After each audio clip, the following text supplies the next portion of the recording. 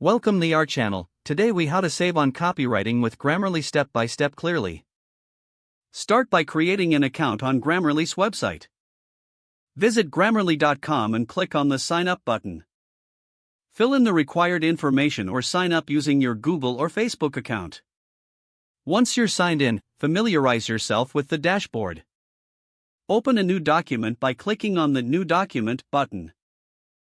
Copy and paste your existing copywriting text into the document. Allow Grammarly to analyze your text for grammatical errors and style improvements. Observe the suggestions that appear on the right side of the screen.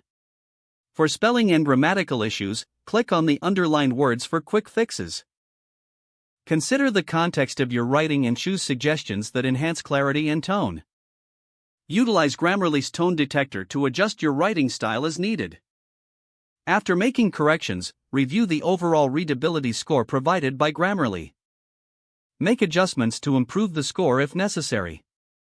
Take advantage of the plagiarism checker to ensure originality in your writing. Incorporate any additional suggestions to refine your copy further. When satisfied with your text, download it for use in your projects.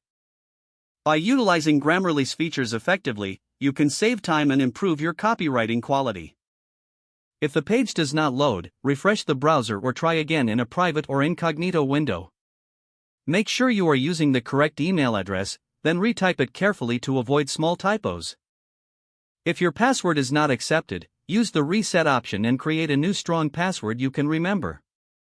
Check your spam folder for verification or security emails, then complete any requested confirmation steps.